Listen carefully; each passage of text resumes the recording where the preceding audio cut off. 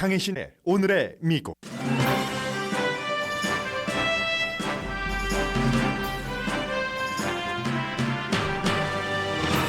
러시아의 우크라이나 침공 가능성이 어제보다 오늘 조금 낮아졌지만 전쟁 가능성이 완전히 사라진 건 아닙니다. 푸틴 대통령은 훈련이 끝난 우크라이나 주변 일부 군대를 철군했다고 밝혔지만 나토와 우크라이나는 군사 긴장이 완화된 사인이 없다고 밝혔습니다.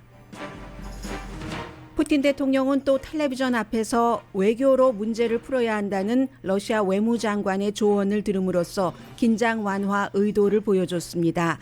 러시아는 미국, 유럽연합과 후속 논의를 할 것으로 알려졌습니다.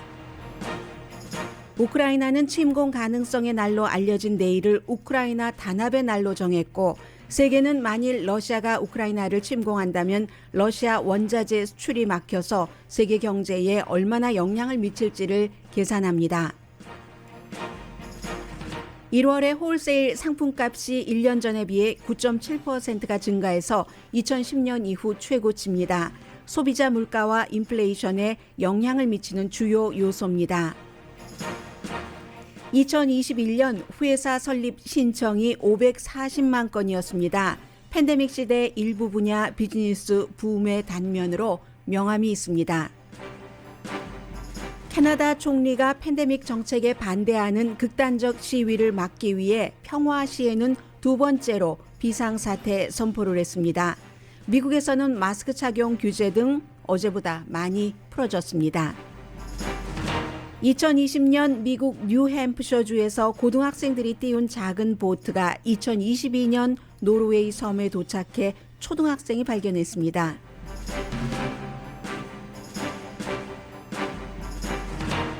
여러분 안녕하십니까? 오늘의 미국 강예신입니다. 네, 러시아의 우크라이나 침공 가능성은 여러 가지로 우리 모두에게 영향을 미치는데 어제에 비해 오늘 그 침공 가능성이 조금 약해졌습니다. 그리고 러시아가 올리브 가지를 조금 보여준 것처럼 보입니다. 그렇지만 아직까지 무기의 기름칠은 하고 있다는 게 전문가들의 판단입니다. 어제까지 전쟁 가능성 무척 높아 보였으나 저울질 하자면 지금은 푸틴 대통령이 아마 베네핏과 그 대가 치를 것을 계산하고 있는 듯, 그러면서 모든 옵션을 열어둔 것으로 보입니다. 우선 러시아 국방장관이 말했고 얼마 전에 푸틴 대통령도 확인을 했습니다. 우리는 언제나 우크라이나를 침공한다고 말한 적이 없다. 다만 그 지역에서 군사 합동훈련을 하고 있었는데 그 합동훈련 자체가 모든 함대, 전투기 다 동원돼서 언제라도 우크라이나를 침공할 수 있는 그런 정도의 합동구 군사훈련이었습니다. 지금 우크라이나 주변에 러시아 지상군의 60% 정도가 포진돼 있다고 하는데 지금 푸틴 대통령이 그 일부 훈련은 끝냈기 때문에 군사를 러시아로 돌렸다라고 얘기를 했지만 그러면 나머지 훈련은 지금 하고 있다는 것이 되고요. 그럼에도 불구하고 이 같은 발표를 국방장관과 대통령이 하는 것은 긴장을 완화하고 싶다 하는 사인을 보여준 것이기도 합니다. 그러면서 이제 후속 절차가 있어야지 되는데 어제 밤까지는 후속 절차가 없었는데 아침에 그 푸틴 대통령이 미국과도 나토와도 회담한다고 얘기는 했습니다. 그렇지만 나토와 우크라이나가 우리는 그 긴장을 완화한 군사적인 것을 되물린 사인을 느끼지 못하겠다라고 했고, 우크라이나의 국방장관이죠. 외무장관입니다. 우린 듣는 것으로 믿지 않는다. 푸틴 대통령이 뭐라고 얘기를 하던 눈으로 봐야지 되는데 눈으로 보는 데는 긴장을 늦춘 것 같지 않다. 군사적인 긴장이 줄어든 것 같지가 않다. 그러니까 우크라이나도 지금 계속이요. 양쪽으로 그 저울질과 어떤 그 작전 같은 것을 펼치는 겁니다. 아무렇지 않은데 미국, 영국 왜 그래 하면서 또 실제로 러시아가 우리 물러났다 하면 아닌 것 같은데 라고 얘기하는 것으로 봐서 모든 옵션이 열려 있다는 것이죠. 그래서 이제 지금 푸틴 대통령은 그 테이블이요. 프랑스 임마누엘 마크롱 대통령과 사이에서 놓여졌던 그 거리가 먼 그 테이블이 외교에서 필수가 돼버렸습니다. 그 전까지는 이런 게 등장하지 않았는데 임마누엘 마크롱 대통령이 러시아를 믿지 못한다고, 러시아에서 하라는 그런 그 코비드 19 테스트는 나의 DNA를 채출해 갈 수 있는 수단이 될 수 있기 때문에 거부하고 나서 거리두기 길게 했잖아요. 어제는 이제 외무장관과 회담을 하는데 이것은 보여주기 위한 회담입니다. 텔레비전으로 중계를 하는데 외무장관이 얘기를 하죠. 푸틴 대통령에게. 물론 지금 미국과 서방 세계의 여러 가지가 우리 마음에 들지는 않지만 그리고 언제까지나 협상을 길게 끌고 갈 수는 없지만 지금 협상을 늦추는 시점은 아닙니다. 계속 가야지 됩니다. 이렇게 외무장관이 하는 것을 그 러시아 사람들에게도 세계 사람들에게도 다 보라고 한 것은 푸틴도 지금 그 회담할 뜻이 있다는 것을 보여주는 겁니다. 러시아의 그 세르게이 그 라브로프 외무장관이 가장 그 유명한 것 가운데 하나가 왜 회담만 하면은 러시아 외무장관과 다른 나라의 외무장관이 잘 안 되는 게 태도 자체가 무척 고압적이고 강압적이고 아주 상대를 기분 나쁘게 말하자면 막 기분 나쁘게 쏘아붙이고 기분 나쁘게 막 그 내리치고 하는 그런 스타일이라고 하거든요. 그런데 어제는 그럼에도 불구하고 마음에 안 들지만 외교 협상을 해야지 됩니다 하는 것을 러시아가 보여줬다는 것. 그런데 정말 그럼 긴장이 완화된 것인가?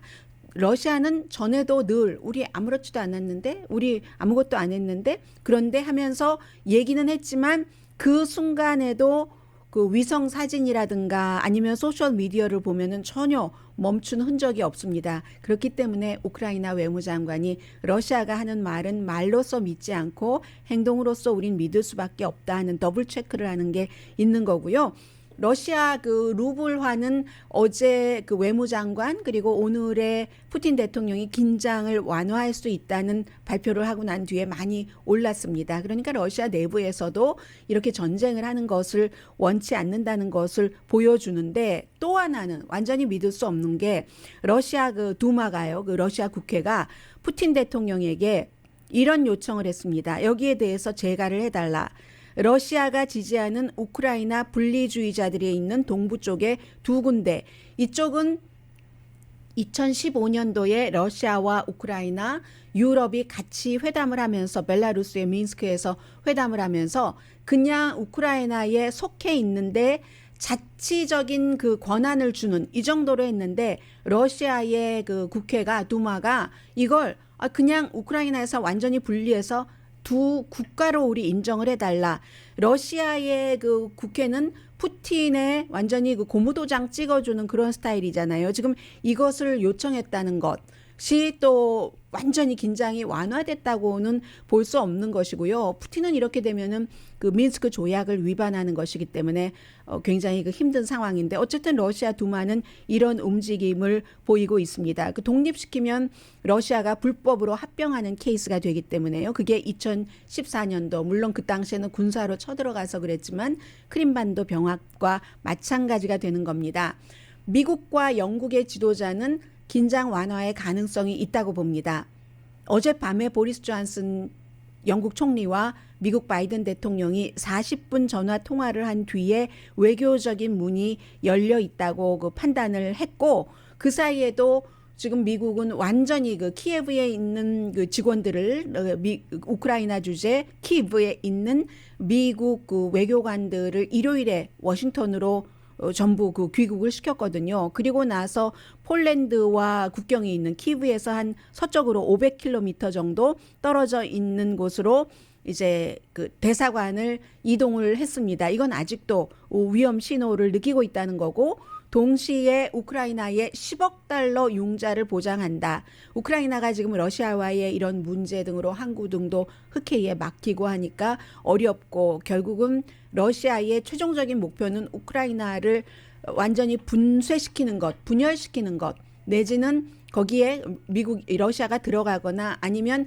러시아 말을 그대로 듣는 정부, 꼭두각시 정부를 세우는 것이므로 경제가 우선 파탄되고 여론이 분열돼야지 되겠죠. 그걸 막기 위해서 미국이 10억 달러까지 융자를 보상한다. 이 경제 안정이 전쟁 억지력이 되니까요. 그렇게 했고 그리고는 이제 오늘 독일 총리가 어제 키브에 가고 모스크바에 가는데 올라프 숄츠 총리가 단합을 보여주러 가는 거죠. 러시아가 만약에 침공한다면 이렇게 하겠다 하지만 여전히 독일의 신임 총리는 만약에 침공하면 그 미국과 뜻을 같이 한다. 나토 연합국과 뜻을 같이 한다고 얘기를 하지만 러시아 쪽에서 독일로 직접 가는 가스 파이프라인을 닫겠다라는 그 가스 파이프라인의 이름은 얘기하지 않습니다. 다만 미국과 뜻을 같이 한다고만 얘기를 하고 있기 때문에 어쨌든 그러면서 우크라이나의 그 나토에 가입한다는 것, 지금 당장 가입한다는 것은 드림이다. 그렇지만 이것도 또 영원히 가입하지 않는다고는 말하지 않았습니다. 그러니까 푸틴이 또 그렇게 받는 거죠. 아직 협상이 진행되고 있지만 돌파구를 찾지 못하는 겁니다. 푸틴은 그래? 그럼 오늘은 나토에 우크라이나 가입시키지 않는다는 말이지만 내일은 가입시킬 수도 있다는 말이잖아. 영원히 가입시키지 않는다고 나에게 증서를 써줘 하는 것이고 유럽연합이나 미국은 그걸 지금 받지 못하는 겁니다. 우크라이나나 러시아나 지금 현지에서 보도하는 것을 보면은 대부분의 지역에서는 평시와 다름없이 일상생활을 한다는 게 일반적인 보도입니다. 그러나 일부 지역에서는 그렇지 않습니다. 예를 들어 오데사 같은 지역이요. 그건 이제 우크라이나의 남부인데 남서부죠. 그 남서부 지역인데 이쪽 남쪽도 지금 러시아의 군사들이 다 그쪽에 그 뭐 매복 내지는 완전히 모습을 드러내고 보여주고 있기 때문에 이 오세다에서는 군사 훈련을 한다는 겁니다. 오세다는 지금 사람들이 군사 훈련하는 장면들이 화면으로 또 그 사진으로 많이 보이고 있거든요. 그만큼 우크라이나 내부도 대통령이나 뭐 이런 사람들이 그 영향력이 있는 사람들이 괜찮아 하고 긴장을 완화하는 듯한 마음은 보이지만 해야지 될 준비는 군사훈련은 하고 있는 겁니다. 그리고 우크라이나 대통령이 2월 16일이 내일이잖아요. 원래 지금으로서는 그럴 가능성이 별로 많아 보이진 않습니다만 러시아가 우크라이나를 침공한다고 알려졌었던 그 날, 미국이 파악했던 그 날을 단합의 날로 딱 그 확정을 하고 대국민 연설을 했습니다. 어제 그 우크라이나 대통령이. 그리고 이제 우리가 모든 것을 보여줘야지 된다. 국기도 개양하고 우리 배너 파란색 노란색 들어가 있는 우크라이나 국기도 보여주고 아침 현지 시간으로 우크라이나 시간으로 10시에 애국가도 함께 부르고 군인과 국경수비대의 봉급을 올리고 그쪽에서 침공의 날이라고 이름을 한다면 우리는 단합의 날로 하겠다는 지금 이런 모습을 양면으로 보여주고 있습니다. 국민에게 안심해라 하면서도 그 전쟁에 대해서 대비하고 있는 그런 모습. 만약에 오늘 그 블라디미르 푸틴이 미국과 유럽연합과 회담을 한다면 그 우크라이나의 나토 가입을 영원히 안 하겠다는 것을 써주지는 않겠죠. 유럽연합이라든가 미국도 미래에 어떤 일이 일어날지 모르는 것이고 그리고 또 체면도 있는 것이고 블라디미르 푸틴의 체면도 세워줘야지 되지만 유럽연합, 나토, 북대서양기구나 미국의 체면도 지켜져야지 되는 거기 때문에 그런 것은 해주지 못하겠지만 유럽에 미사일 배치하는 것을 그 러시아가 조금 더 편안해할 수 있도록 덜 배치한다던가 그 러시아 주변에서 군사훈련하는 그 횟수를 줄인다던가 강도를 좀 약하게 한다던가 이런 것으로 협상을 할 수는 있겠죠. 문제는 이제 블라디미르 푸틴의 의도인데 언제나 침공할 의도가 없다고는 하지만 비용과 베네핏을 열심히 계산을 하고 있고 지금 긴장이 줄어든다 하더라도 푸틴이 그 자리에 있는 한 우크라이나 침공 문제는 계속 나올 것이고 그로 인해서 세계의 경제가 굉장히 힘들어진다는 더군다나 팬데믹 이 시기에 만약에 우크라이나 전쟁이 일어난다면은 그건 미국과 세계 모든 나라에 큰 영향을 미치게 되기 때문에 푸틴이 있는 한 그 같은 긴장은 늦출 수 없는 거고요. 그러니까 오늘 문제는 오늘 또 봐야지 내일 이 긴장이 얼마큼 높아졌습니까? 낮아졌습니까를 말씀드릴 수 있습니다. 그리고 오늘은 9시 35분경에 조금 더 구체적으로 만약에 우크라이나에서 전쟁이 일어난다면 세계 경제가 어떻게 되는가? 뭐 에너지를 중심으로 한 것 그리고 그러니까 러시아가 워낙에 이 원자재 수출을 많이 하는 국가이기 때문에 그로 인한 미국의 인플레이션, 주식시장 이런 모든 것들을 그 변화를 잠시 뒤에 9시 35분경에 전해드리겠습니다.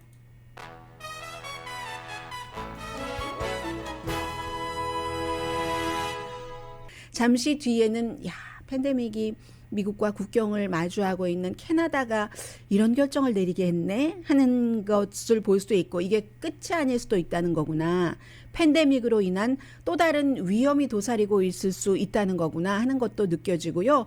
그리고 노박 조코비치가 한 얘기에서 진정성과 약간의 믿어도 되나 하는 것도 느껴지고, 그 밖에 이제 코비드 19 관련 또 뭐 시간이 되면은 정치 문제, 베이징 올림픽까지 잠시 뒤에 전해드리겠습니다. 라디오 서울 방송 오늘의 미국 듣고 계십니다. 주스틴 트루도 총리가 아버지도 총리였었잖아요. 예전에 뭐 1970년대. 그런데 아버지에 이어서 두 번째로 평화시에 국가 비상사태를 선포했습니다. 며칠 전에 이제 뭐 경찰력, 공권력, 그리고 또 그 법원의 판결이 나오고 나서 트럭 기사들이 캐나다에서부터 미국으로 오는 그 길을, 그 엠베서더 브리지를 막은 것을 다 그 철수를 했는데, 이러한 일들이 또 일어날 움직임이 보이기 때문에 비상사태를 선포를 한 겁니다. 그래서 평화시에는 두 번 비상사태가, 캐나다가 좀 평화로운 나라잖아요. 두 번밖에 선포되지 않았는데 그게 아버지와 아들 때에 이렇게 한 것이고, 그래서 이 트럭 기사들이 처음에는 뭐 몇십 대의 트럭과 한 100명 정도였는데 나중에는 그 트럭이 400대 정도 돼서 미국 정부에서 저 어떻게 좀 해야지 된다 하고 요청을 했을 정도죠. 그렇게 할 수 있었던 것이 외부에서 전부 돈이 들어오고, 특히 이제 캐나다가 아닌 다른 나라의 기독교 재단이라든가 이런 데서 뭐 백신 접종에 반대한다면서 그런 그 트럭 기사들을 돈을 지원을 해서 이렇게 해서 이거 두고 보면은 큰일 나겠다 싶어서 비상사태를 선포를 했는데, 총리 얘기가 아니 정부 정책에 반대한다고 길을 막아서 시민의 자유를 침해하고 공공 건강에 위협이 되고 일상생활을 제한한다는 것은 그건 볼 수가 없는 일이지, 국가를 약하게 하는 행위지라고 했습니다. 불법 행위는 나라를 흔들기 때문에 거기에 대해서는 답해야지 된다 했지만, 그렇다고 언제까지나 하는 게 아니라 캐나다에서 이렇게 비상사태가 선포가 되면 국가적으로요, 그러면 30일이랍니다. 그 뒤에 이제 또 그 연장할 수는 있지만, 그런데도 조심스럽게 군대 배치는 안 한다고 하고, 특정 지역 또 특정 시간 이런 것을 한정을 해서 하겠다라고 얘기를 했습니다. 원래 이제 캐나다도 1988년까지였네요. 전쟁법이라는 게 있었는데, 이 전쟁법이라는 말이 조금 강하죠. 그러니까 이것을 비상사태법으로 바꿔서 그 아버지 그 피에르 투리도가 1970년도에 이제 그 캐나다 전체적으로 연방에서 분리하고 싶어하는 사람들이 무기를 가지고 테러를 저지르고 하면서 누구를 그 당시에 지역의 부총리를 납치를 해서 그런 것을 막기 위해서 비상사태가 선포가 한번 됐었는데, 그때와 마찬가지로 국가적으로 위험하다 해서 이렇게 비상사태가 선포가 됐는데요. 그런데 참 아이러니가 이 오타와, 캐나다 수도 오타와가 있는 그 주 온태리오주는 사실은 3월 1일부터 백신 여권이라는 것, 실내에 들어갈 때는 백신 접종 받은 것을 보여줘야지 되고, 이런 것을 이제는 그 더 이상 안 한다 하고 발표를 한 시점이거든요. 그러니까는 한쪽에서는 거봐라, 진작에 그렇게 해서 그렇게 트럭 기사들이 미국과 캐나다의 경제에도 큰 영향을 미치는 일을 없게 막았어야지 하면서 뒤늦은 조치야, 이런 얘기도 하고 있습니다만, 뭐 어쨌든 어제도 뭐 11명을 체포를 하고 13명이 13정의 핸드건 같은 것을 압수를 했다고 하니까요. 이 사람들이 그냥 시위하는 게 아니라 막 총을 들고 이렇게 하니까 앞으로도 이런 건 안 되겠다 해서 막은 것. 팬데믹이 아니었다면 미국과 국경을 접하고 있는 캐나다에서 절대로 볼 수 없는 일. 미국은 근데 이러한 시위에 대해서 대통령이 연방정부 차원에서 이 정도의 그 비상사태를 선포하지는 않았었어요. 그리고 노박 조코비치에 대해서 오늘 아침에 미국에서 많이 얘기를 하는데, 이 사람이 지난번에 이제 호주 오픈에 가려다가 백신 접종을 안 받았고, 물론 예외는 받았다고 하지만 호주 이민 장관이 그 예외를, 비자를 취소를 했고, 그런데 나중에 보니까 입국할 때 쓴 그 서류에 나 지난 2주일 동안 다른 나라 안 갔어 했는데 한 나라도 아니고 여러 나라 본인의 조국도 가고 스페인도 가고 사람들과 사진 찍고 먹고 다니고 하는 것이 보여줬는데도 아니라고 이제 거짓 기재를 하고 이런 것까지 다 나왔는데 그 이후에 추방됐죠. 물론 추방됐는데 그 이후에 BBC 방송과 인터뷰를 했습니다. 본인의 입장을 그대로 얘기를 하면서 나는 만약에 이 백신 접종을 받는 것과 그 그랜드 슬램 지난번에 21번째였었는데 이제 다른 사람이 받았잖아요. 똑같이 21번. 그 챔피언이 되는 길보다는 백신 접종 안 받는 길을 택했을 것이다. 이렇게 얘기를 했습니다. 선택할 자유가 있는 것이다. 나는 나의 몸, 특히 프로페셔널 그 체육인이기 때문에 다른 사람이 또 백신 접종을 받는 것을 내가 뭐라고 하지도 않는가 하면서 본인은 백신에 반대한 적이 없다고 얘기를 하고 있거든요. 그런데 일반이 그 정도 얘기하고 그 전에 여러 가지를 보면은 34살의 노박 조코비치는 백신에 대해서 반대하는 사람이라고 생각할 만한 충분한 근거는 있는데 본인은 백신에 반대한 게 아니라 오픈 마인드다. 이 문을 열어두는 것 아닐지 모르겠어요. 앞으로 뭐 프랑스 오픈도 있고 영국도 윈블던도 있고 뭐 미국도 있고 하잖아요. 그런 데는 참여를 하고 싶다는 것 아니겠습니까? 뭐 챔피언도 되고 또 돈을 얼마나 많이 벌어요. 이런 사람들이 한번 경기에 참여하면 지금 못하고 있잖아요. 전혀.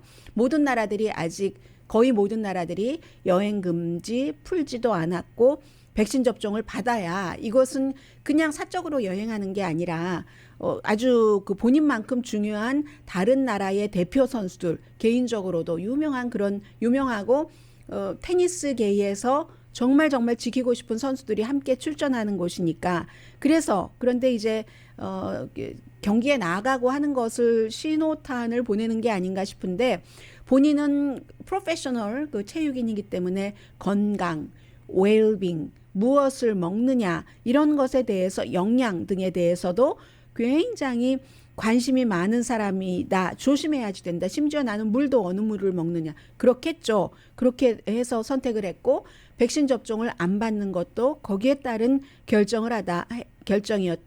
호주의 정책에 대해서 호주의 정책이 아니라 호주가 나를 예외 조항을 두고 나중에 그걸 취소시켜버린 것에 대해서는 크게 실망을 한다. 이렇게 그 얘기를 하고 있는데요. 그렇다면은 뭐 여행 기록 쓸 때도 다녀왔다고 솔직히 쓰고 이랬어야 되는 게 아닌가 싶고 어쨌든 지금 프랑스에서 경기가 먼저 있고 영국에서 조금 뒤에 있고 뭐 프랑스와 영국은 그 당시에 호주만큼 단단한 조임은 아니니까 지금은 좀 나아졌을 텐데 그 당시에 시점도 그랬고 이 노박 조코비치에 대해서 호주의 여론이 받아들이지 못하는 것도 있었고 호주 정치권도 그렇게 했었어야지만 되는 선거를 앞두고 이유가 있었고 여러 가지가 다 겹쳐진 것이기 때문에 이 세상 마음대로 할 수 있는 것이 하나도 없다. 그리고 노박 조코비치는 이 인터뷰를 보면은 다른 경기 등에 출전하고 싶은 마음이 지금 굉장히 많구나 하는 것도 느껴지기도 합니다. 스웨덴 같은 경우는 80세 이상에는 두 번째 부스터샷 맞을 것이 지금 권고됐고요. 뉴욕의 소방관은 1,430명의 직원을 해고했습니다. 백신 접종 의무화를 규정을 지키지 않아서. 그런데 뉴욕 소방국에 굉장히 직원이 많네요. 1% 정도밖에 안 된다고 하거든요. 그럼 얼만큼 있다는 거예요? 소방관만 있는 게 아니라 이제 민간 일반 업무를 보는 사람들도 많아서 그렇겠죠.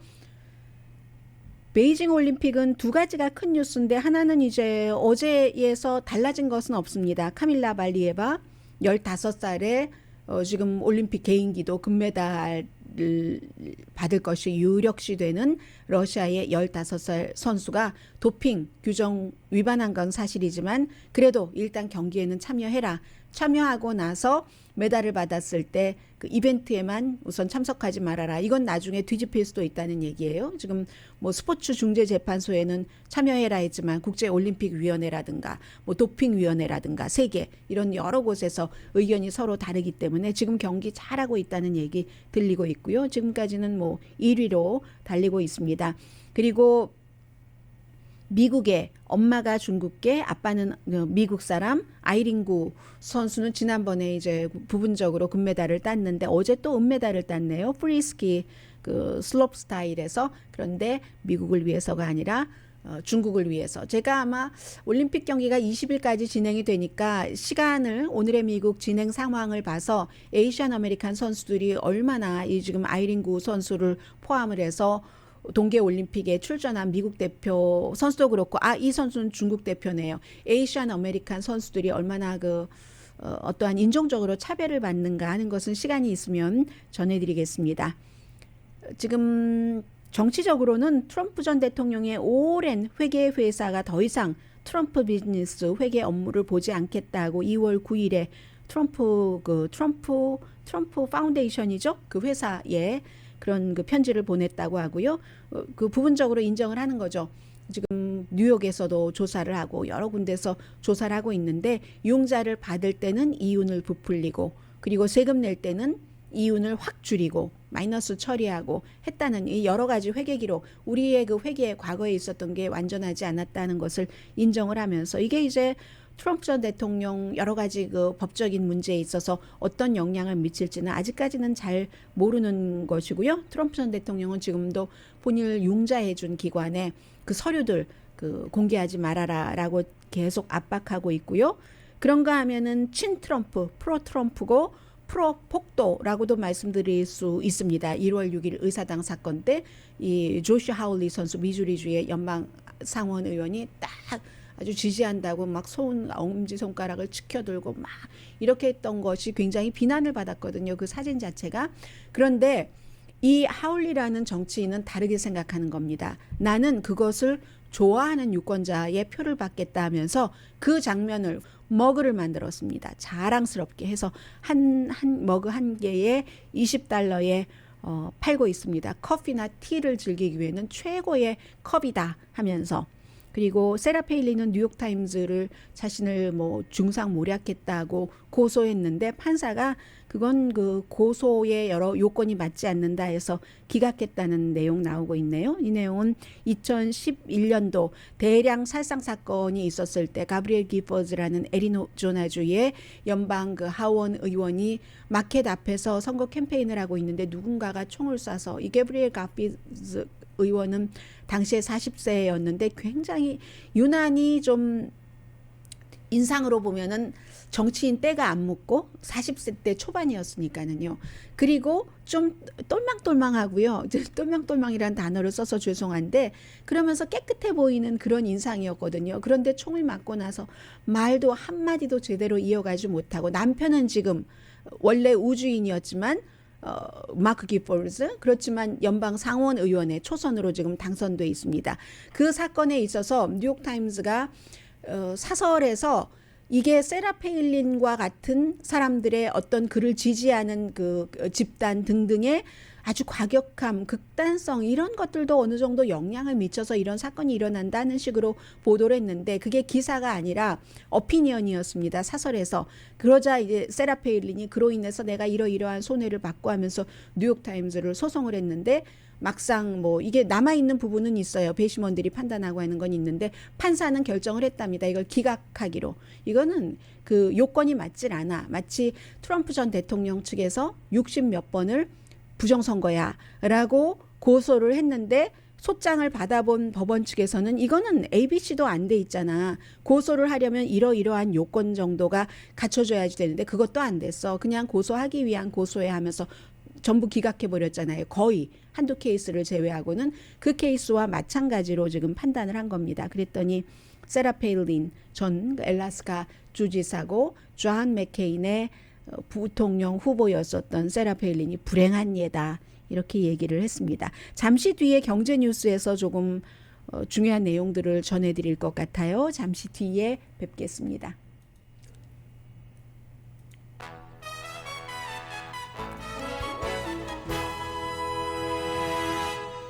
몰랐어요. 기사 보다가 광고 끝난 것. 우선 홀세일 가격을 잠시 말씀드리면 홀세일 상품값은 일반인들과는 연관이 없지만 마지막에 연관이 있으니까요. 결국은 그 소비자 상품값을 결정하기 때문이죠. 1년 전에 비해서 1월 달에 9.7%가 늘어났답니다. 2010년 이후에 최고치고, 이렇게 되면은 이제 PPI의 그 상품값에 소비자에게 영향을 미치는데 9.7%가 늘어났다고 하면 홀세일 인상값에서 소비자 인상값으로 오는 게 1.6% 정도 된다는 거거든요. 이 모든 것들이 합쳐서 인플레이션으로 계산이 되는 거죠.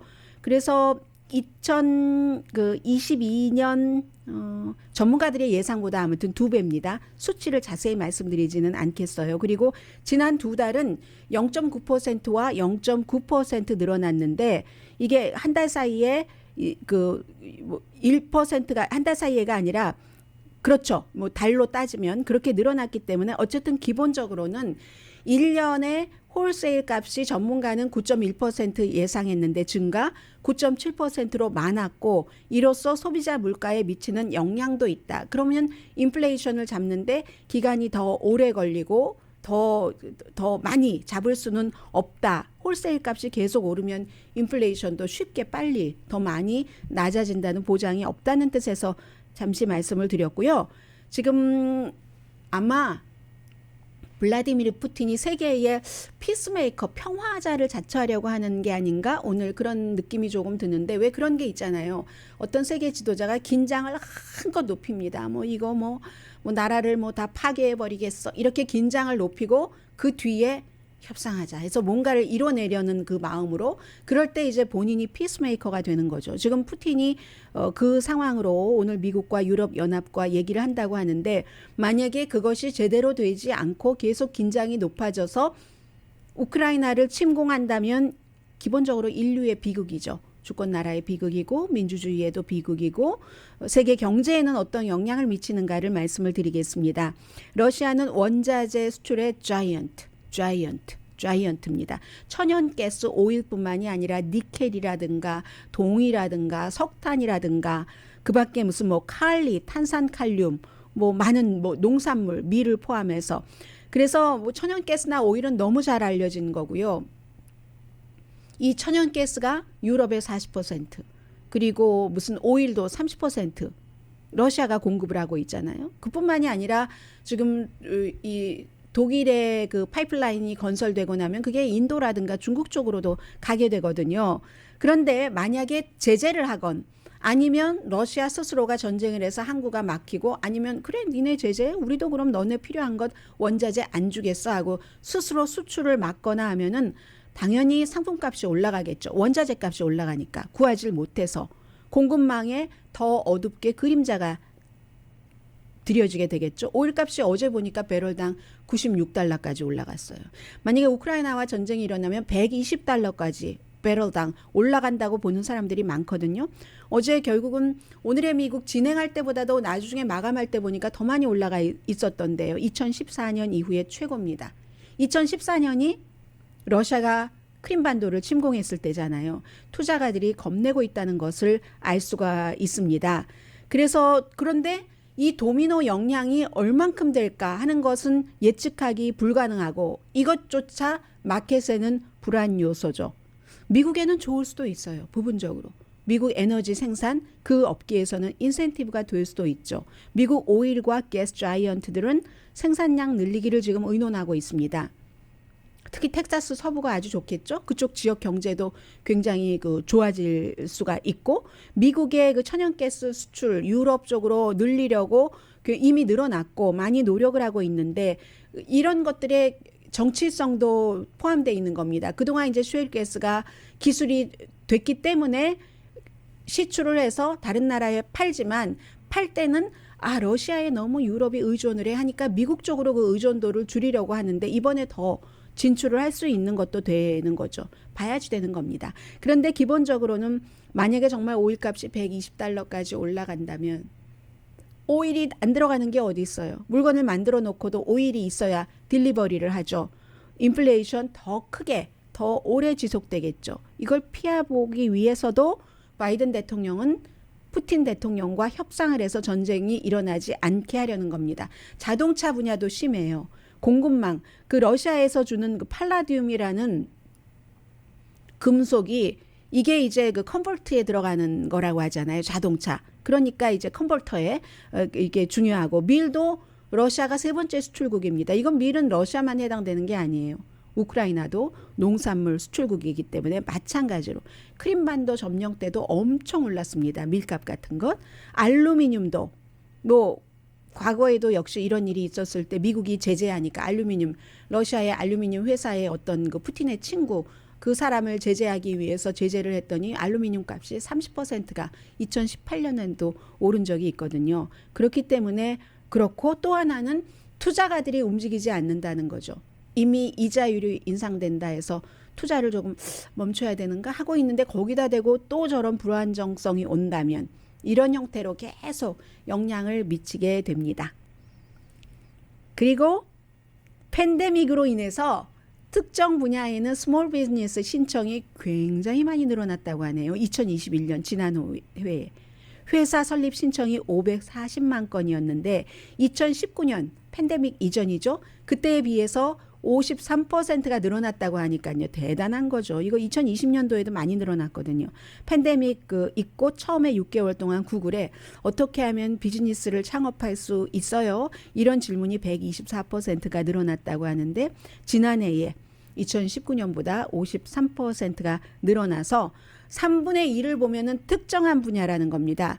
이 특정한 분야라는 것은 이때의 일자리를 창출하는 긍정적인 요소가 되겠죠. 그래서 그리고 올해도 지금 멈추지 않고 있는데 말하자면 음식 딜리버리라든가 이커머스라든가 고용 컨설팅 같은 것 그런 분야 왜 이렇게 됐는가? 팬데믹 때문에 경제도 조금 넉넉해졌고 연방정부에서 주는 뭐 지원책 그러니까 사람들이 여유가 생기니까 생각을 하게 되는 거죠. 그리고 집에 있었던 사람들이 많고 다시 지금 회사로 돌아갔다지만 앞으로도 집에 있을 사람이 많으니까 딱 그쪽에 포커스를 두고 비즈니스 창업을 하시는 분들이 많다는 겁니다.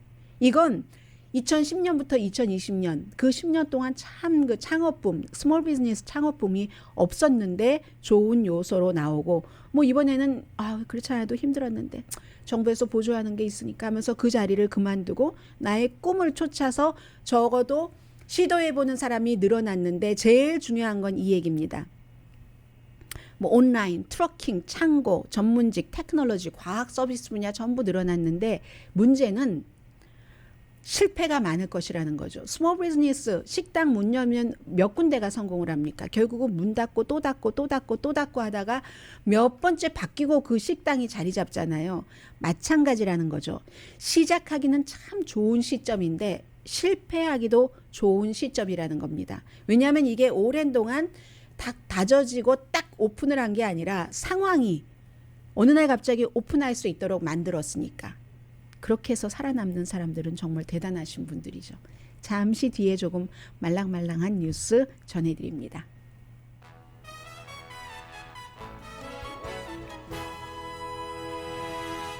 라디오 서울 방송 오늘의 미국 듣고 계십니다. 영국구 앤드류 왕자가 미국에 있는 한 여성 17살 때 영국 왕자로부터 성폭행, 학대당했다라고 주장을 했었던 여성에 대해서 본 적이 없다 하더니 합의를 했네요. 합의금은 나오지 않았습니다. 미국 민사법정에 영국 왕자가 오는 일은 얼마나 영국으로서 망신이겠습니까? 전에는 그 사진을 보면 사진 어깨에 손 놓고 하는 허리에 감고 하는 사진이 있었는데 그 사진을 인터뷰할 때 물어보면은 그거 아마 버지니아라는 그 퍼스트 네임이죠. 그 여성이 편집한 걸 거야 하더니 결국은 돈 주고 합의를 했습니다.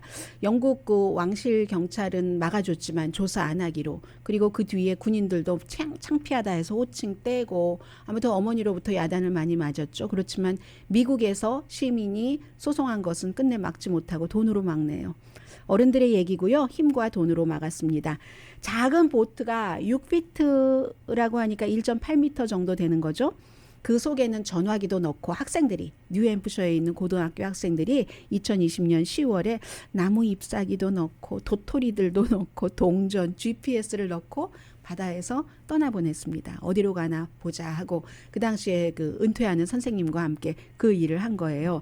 그런데 462일이 지나서 그 보트가 2월 2일 노르웨이의 스몰라라는 작은 섬에서 6학년 학생이 발견을 했어요. 육지에 당도한 거죠. 그게 GPS가 있었기 때문에 지금 어디 갔구나 하는 걸 학생들이 알 수 있었는데 8,003마일 가고 육지에 가선 초등학생이 발견을 해서 어부가 무엇을 낚은들 1.8m고 그 사이에 뭐 떨어질 건 다 떨어지고 갑판 살아있고 뭐 이 정도니까 끌고 학교에 갔어요. 학교에 가서 친구들과 그걸 열어보고 했는데 보낼 때는 고등학생들이 그 속에 희망과 사연 이런 것을 다 담아서 보냈고 어쨌든 또 다른 노르웨이의 섬에서는 어린 학생이 그렇게 받아서 또 다른 희망을 지금 얘기를 하고 있고요. 그 어린아이들의 꿈을 말씀드리다 보니까 새벽에 제가 출근할 때 일이 생각났습니다. 새벽에 원래는 위셔에서 내려야 더 빨리 오는데 저는 팔가에서 프리웨이를 내리거든요. 오다 보면은 정말 아직 깨어나지 않은 홈리스 피플도 있고 막 그 가게에 장사를 준비하는데 그 길이 작은 2차선입니다. 그러니까 그 차도를 막고 가게 그 앞에서 물건을 꺼내는데 아무도 그걸 불만하지 않습니다. 저도 이 시간이면 그렇지 하면서 의뢰에 비켜서 지나가지고 어떤 때 보면 꽃가게도 새로 길에 오픈하기도 하고요. 조금 오다 보면 왼편에 양로원이 있는데 양로원 건너편에는 또 어린 학생들이 다니는 학교가 있고 그렇게 해서 버먼트 길을 지나오고 라이턴하고 랩턴 하면은 아주 그 팬시해 보이는 저희 회사 건물이 있습니다. 제가 프리웨이에서 내려서 계속 팬시한 건물만 보고 오는 것보다는 이 인생의 굴곡 같은 것을 보고 오는데 제 인생이 훨씬 더 뭐라고 할까요? 더 뉴스를 하는데도 도움이 되고 다채로워진다 해서 저는 그 오는 길이 상당히 행복하거든요. 여러분들 오늘 혹시 정말 좀 더러운 모습, 힘든 다른 사람들의 고통 같은 것을 본다 하시더라도 또 다른 기쁨일 수도 있다는 것을 그렇게 뭐 해야지 어쩌겠어요. 강희신이었습니다.